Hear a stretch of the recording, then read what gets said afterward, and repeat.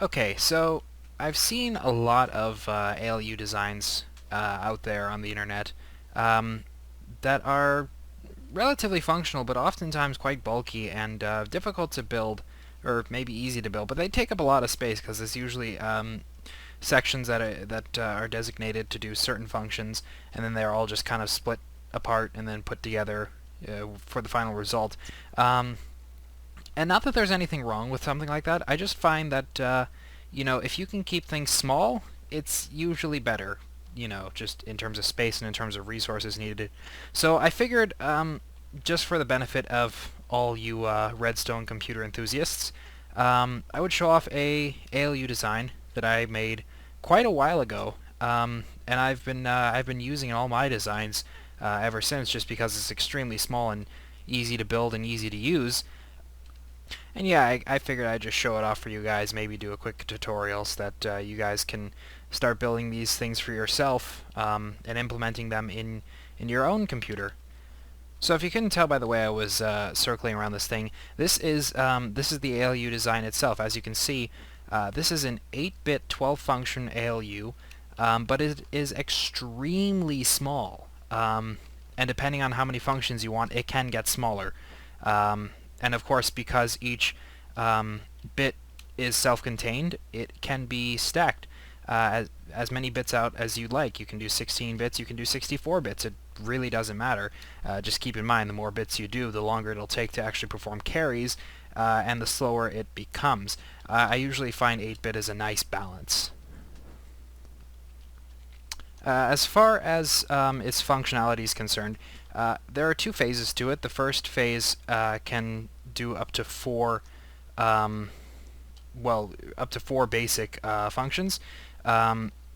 Adding the second phase will actually increase the number of functions that I can do up to about 8, and then adding one more control line will actually increase the number of functions that I can do to 12. But basically the way we use this is extremely simple. You've got 6 controls here, and then in the back here we've got 2 inputs. We've got input A and input B, and then 1 output. And the output, I would like to point out, can be put on either side. Right now I've got it set up so that the output is going towards the back there, but we can in fact place repeaters on this side and have it go towards the front here if you really need it.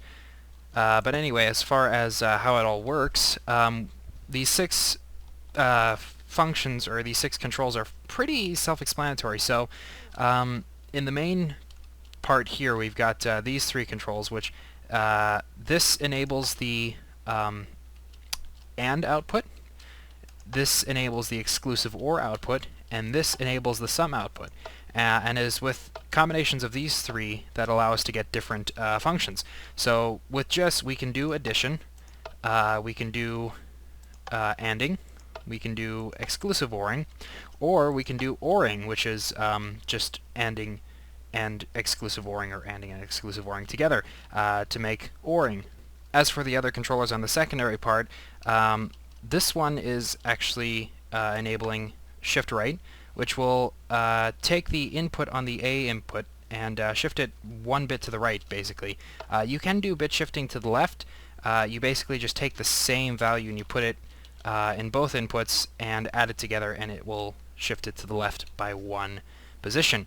And then this one is a Negate B, which basically takes the input of or takes the B input and negates it. So if it's a 0, the output's a 1, and if it's a 1, the output's a 0.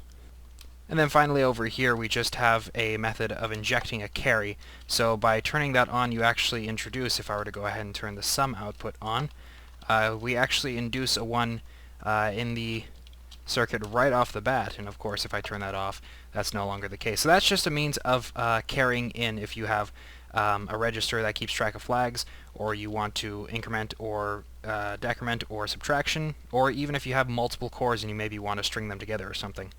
So with just this setup alone, you already have access to 12 functions, including, but not limited to, add, add+Carry, increment, sub minus carry, decrement, rotate left, rotate right, and or not an exclusive OR.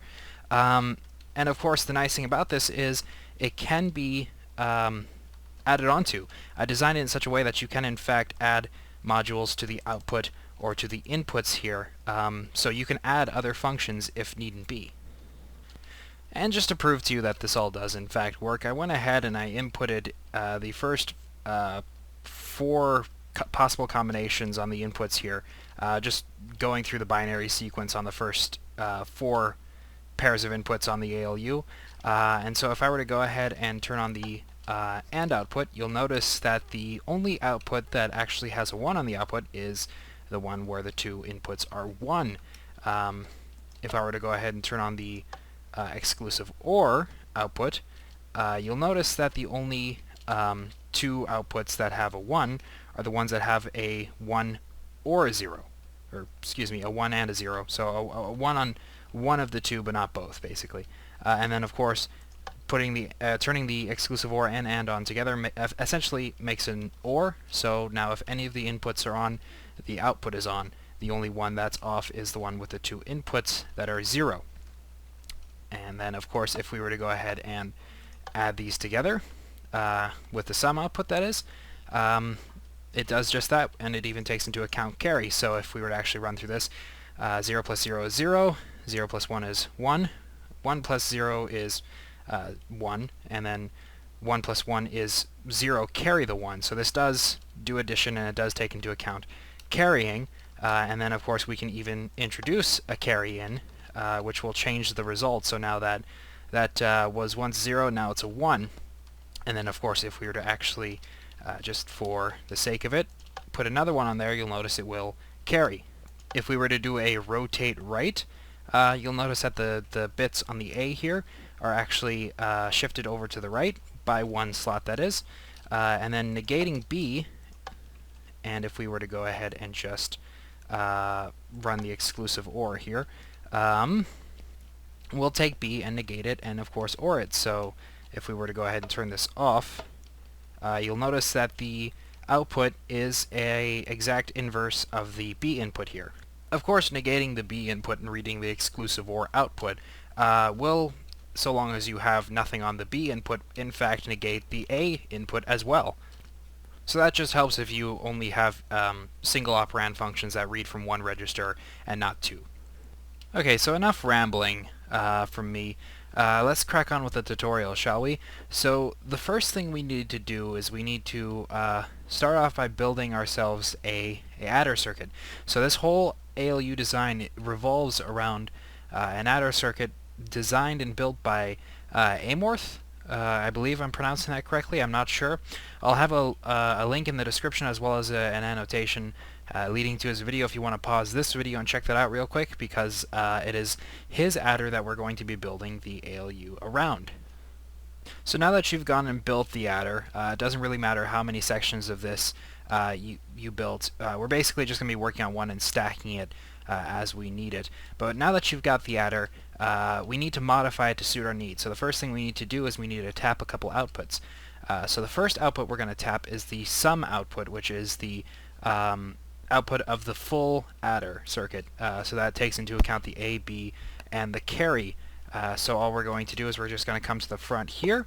We're going to place a block up like that, redstone torch, block on top, another redstone torch, block on top of that. And so all this is basically just vertical wire or torch pillar. And so this also inadvertently acts as an AND gate, so this is what we're going to use to turn on and off the SUM output. So we're going to place a block here, repeater there, block up like that, block over so that we match the width of the full section, and then a couple pieces of redstone on like that.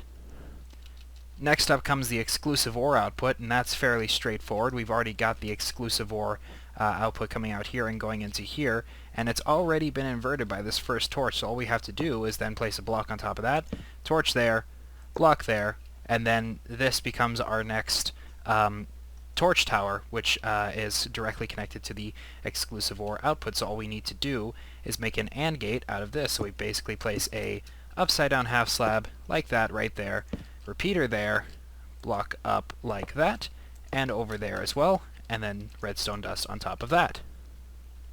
Finally, the last output we need to tap off is the AND output. Now, believe it or not, there is an AND gate in this circuit. If you're paying attention to the tutorial for the adder circuit by Amorth, you'll know that there is an AND gate between these two torches here. So we've got a torch here and a torch here, which leads into a block with another torch, and that basically makes an AND gate. So all we're going to do is just tap off that. So now we have another AND output, block on top like that, torch, block, and then another torch going off to the side with a block on the side there like that. And now this, what we've gone and done is we've just gone and inverted it again and then uninverted it. So this is the input for the other side of the AND gate that we are creating for the enable/disable circuit. So then block here, repeater on top of that with a block here, and because you got a torch here, you're going to have to put a half slab here, and then redstone dust just like that. With all that said and done, all we need to do now is just add the output, so that's fairly straightforward. You basically just bridge these blocks right here, go all the way along until you reach this block, then come in from the other side, and now you've got one long stretch of blocks like this, interrupted by a single block that goes down like this. Then simply throw redstone all along the top here, and you have your output. Now if you've already gone and built your adder to the full width that you need, go ahead and repeat that same process with all sections of the adder until you get to the very end. Otherwise, if you're doing what I just did, and you're just building a single sliver, then go ahead and repeat that sliver over as many times as you need. I went ahead and cloned it 4 times. Now before we go any further, we're going to have to add some interfaces for the control lines here. So go ahead and go to these 3 lines, just place a block in front of each of them. And then on the back one here, it's fairly straightforward. You just add a torch here and a lever there. Obviously this would be replaced with a redstone line from some other redstone circuitry, but for the user interface it's fairly straightforward. Turning it on will enable it, turning it off will disable it. Now on these other 2 lines it's fairly straightforward as well. Just replace this first redstone with a repeater. It isn't necessary in this case, but if you're building a ALU that's 8 bits wide or wider, you will need to put that repeater there. And then just place a torch as you did before, and a lever there. Now again, if this is longer than 8 bits, your redstone signal is not going to reach all the way, so you're going to have to go through between the lines and just place a repeater down where it stops. And that's it. You're done with the first phase anyway. Now with just this setup alone, you pretty much have access to 4 different basic commands. So if I were to go ahead and put in some random values in here just to test different combinations, we can go ahead and we can enable the exclusive OR output, and we will get an exclusive OR result. Likewise with the AND output, we will get an AND result, and ANDing and exclusive ORing will give you OR, and that's your 3 primitive logic functions right there. And then of course, simply turning on the SUM output will give you a SUM, with the carry of course being over here, these 2 torches here. Now if this is enough for you, great, you can stop watching now. Be sure to, like before leaving, because it's always appreciated. But if you're like me and you like to take things a step further than, maybe you actually need, or you do need something a little bit more powerful, then stick around and we'll start building phase 2. Okay, so for phase 2, what you're going to want to start with is you're going to want to go to the back here, where the inputs are, and on the lower set of inputs, the B input as it is, you're going to want to place a block down here, so that when you place a redstone dust on top, it will affect the torch on the block right next to it. Then from there you're going to want to go up 2, 3, 4 blocks, and place redstone dust on all those blocks. And this block right here is going to be the output of another set of exclusive OR gates. Building the exclusive OR gates is exactly the same as building the exclusive OR gates in the adder. It's just instead of modifying the carry or building multiple ones, we're just building an exclusive OR gate. So we're going to go down 2 blocks like this, torch underneath here, redstone dust here, block back here, torch there, and then you're going to go up 2 blocks, so 1 block above the redstone and then a block above that, torch here, redstone dust on top of that, another block over here, and a redstone torch there. Then you're going to want to put 2 torches, one on the sides here, block right there, redstone dust, block there, and a redstone torch here. Coming around to the back here, what you're going to want to do is on the lower portion here, go a block down, then go back 2, 3, 4 blocks, and place redstone dust on all 4 of those blocks. And this is your new B input. Now what we need is a negate line, so going up to the top input here, go down a block, then back 1 and over 1, placing redstone dust on these 2 blocks and a repeater here. With that being your new B input and this being the negate line, the only thing left to do is to route the A line all the way to the back here so they're even. Now you think routing the A line is pretty straightforward and easy, but actually there's a certain way you got to do it for reasons that will become clear later on. So the first thing you're going to do is start with a upside down slab right there with a redstone dust on top of it, block on top of that, block in front of that with a repeater here, and a block above there, go back 1, add a stone slab, and then go up 1, stone slab there, block, go down, and continue going down until you reach the very back here. Last step is quite simple. You're just going to take another block and place it on top of this repeater here, and then take your redstone and go all the way along this line of blocks like so. After that's done, go ahead and copy that section over as many times as you need to equate to the number of sections of phase A that you have, and then go ahead and come over here, and we're just going to add an interface for this as well. So repeater there, a redstone torch there, and then a lever on the side like that. And again, that lever would be replaced by whatever redstone circuit is controlling everything else here. Now we're not quite done here. There's still one more function that needs to be added in here, and that's the rotate right function. So to do that, it's quite simple. On these blocks that stick up here on the A input, you're basically just going to place a torch on the inside going against the flow of the carry. So if the carry flows from this bit to this bit to this bit, the redstone torch is going to be going on the other side, pointing in the opposite direction basically. So just go ahead and do that for every section that you have in your ALU, except the very last one over here. That one, leave blank. Once you've got all the torches in place, go ahead and place blocks on top of all those. And then redstone torches on the inside of that. Now what this is going to do is it's basically just going to take the signal that's coming in on the first line and shift it over 1 to the right. Simple as that. However, we don't want it shifting over all the time. We do want to add a little bit of control, so we're going to add an enable line. So in front of each of these torches, you're just going to add a single block, like so. On that block, you're going to add a repeater.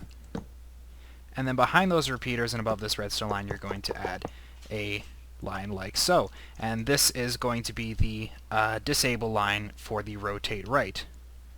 Simply complete this line by adding a repeater there. Again, that's necessary if you're having more than 8 bits on the ALU. And then go back 2 blocks, redstone dust here, torch here, and then a lever here. Again, turning this on will enable it, turning it off will disable it. Finally, the last thing to do is to extend the output lines to include the rotate right circuit. So first thing you're going to do is just take this output line and then you're going to extend it 2 blocks. Now if your output is going straight towards the front there, then you can leave it as it is. Otherwise, if it's going to the back, maybe back to your registers or something, then go ahead and bring it over 1 more block, and then place a block there so the lines do not cross. And then on the other side, just go ahead and place a repeater. Now, I know what you're thinking, why don't I just go over the block? Well, understand that from this end to this end is 14 blocks, this one being the 15th, so you could put a redstone dust on there. I find it's just a waste of space and a waste of redstone dust. So if you just do it like that, that's more than sufficient. Then just continue the line all the way to the back. So with just this setup, you pretty much have access to 8 different commands. You can add thanks to the adder circuit. You can decrement thanks to the B negation circuit. You can rotate left and rotate right, and OR and XOR, and of course you can invert either the A or the B input thanks to, of course, the Negate B circuit. However, there are 4 commands that you will be missing out if you don't follow the next step, and that is the Add+Carry, Increment, Subtract, and Subtract minus Carry. And to add these commands to your arsenal, it's fairly simple. You just come around over here. With this being the carry into the least significant bit, you're basically just going to want to put a couple blocks down here with a repeater there and a redstone there. Then take your blocks, go ahead and just go one more out, then on the side go one up, and then just go all the way along here to the front, making sure that your input is level with your controls, just for OCD purposes. Then just go ahead and place redstone all along here. Go ahead and place a repeater where necessary, and then a lever in the front here. And so now what this will do is when you turn this on, it will inject a carry into the least significant bit, which will then carry throughout the rest of the ALU. And with that said, you're pretty much done. You've got a fully functioning, fully expandable, with up to 12 functions available and at your disposal, ALU, which you can use in any of your computer designs. Now, of course, there are some other features that you can add. You can, of course, add a decoder so that you don't have to memorize what sequences of control lines need to be turned on in order to get what function. And you can also add flag circuits, but I figured for now, this is probably good enough for anybody who's wanting to build a basic computer. So that said, I hope you guys enjoyed this video, and I'll be sure to see you guys in the next one. And if you did like this, be sure to like, comment, subscribe. It's always appreciated. And yeah, thanks for watching. Bye!